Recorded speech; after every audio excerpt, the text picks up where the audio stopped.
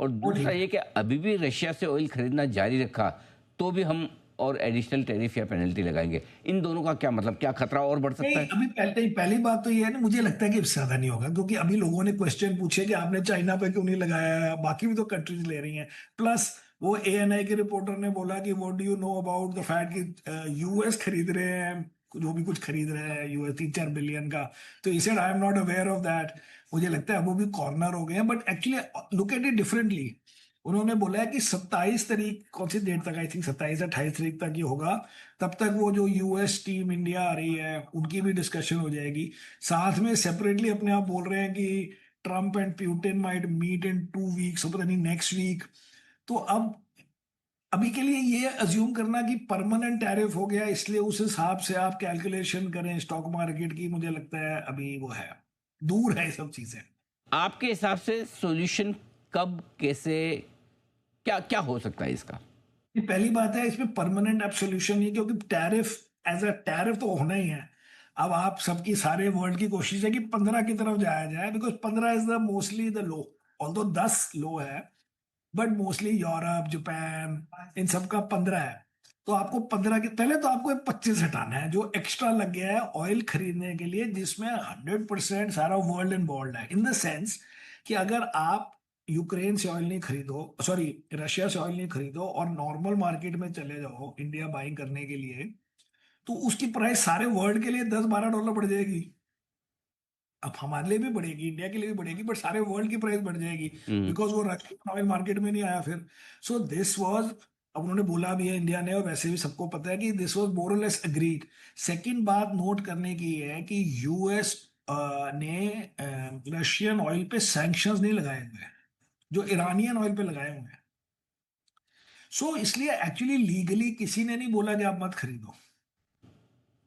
There is no sanction on Russian oil. Hmm. ये तो आप बोल रहे हैं। एंड सेकंड थिंग इज, या जो भी हमने बोला भी है कि बाइडेन के टाइम में it was sort of agreed कि आप चुपचाप ले लीजिए, और फिर वो आप मेन मार्केट में नहीं आओगे, साथ में थोड़ा प्रोसेस करके आगे बेच दोगे, तो वर्ल्ड को वो भी नहीं हुआ कि ऑयल का मिसमैच हो गया। और सेकेंडली उन्होंने, ताकि रशिया बहुत पैसे ना बनाए, और ऑयल के ऊपर कैप कर दी प्राइस, क्या उस प्राइस से कम में ले सकते हो 60, अब आज का आई थिंक 60 है, पता नहीं कितना है। सो ये सब गोलमोल चीजें थी ताकि दिखने में भी लगे कि एक्शन हो रहा है, लेकिन ऑयल भी ना रुके। और अभी भी एनर्जी, गैस वगैरह यूरोप जो है रशिया से ही लेता है, मगर उससे नहीं लेगा तो रशिया, यूरोप बंद हो जाएगा। तो अभी ये 2-3 लेवल पे फाइट चल रही थी, लेकिन आई थिंक गुस्सा दिखाने के लिए, या क्योंकि ईगो हर्ट हो गई मिस्टर ट्रम्प की, अब वो इंडिया के ऊपर स्पेसिफिक अटैक हो गया, वरना जनरल बिग पिक्चर में सबके ऊपर चल रहा था। Nobody would have bothered.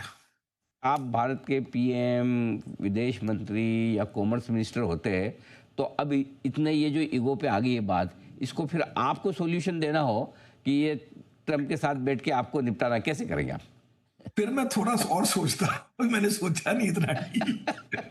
अरे बट अल्टीमेटली नहीं। लेकिन जी मेरा जी। ये है कि एक और हो सकती है चीज, हम्म। ताकि वर्ल्ड की ओपिनियन और इंडियन पब्लिक की भी अपनी तरफ से क्लैरिफाई ब्लैक एंड व्हाइट में कर दें कि हम बाकी टैरिफ जीरो करने को तैयार हैं। हम खाली एग्रीकल्चर, डेयरी, और ये जो क्रॉप क्या कहते हैं, जी। जेनेटिकली मॉडिफाइड सीड वीड जो है वो, हम्म। ये इन्होंने ब्लैक एंड व्हाइट में नहीं बोला हमने, हमें।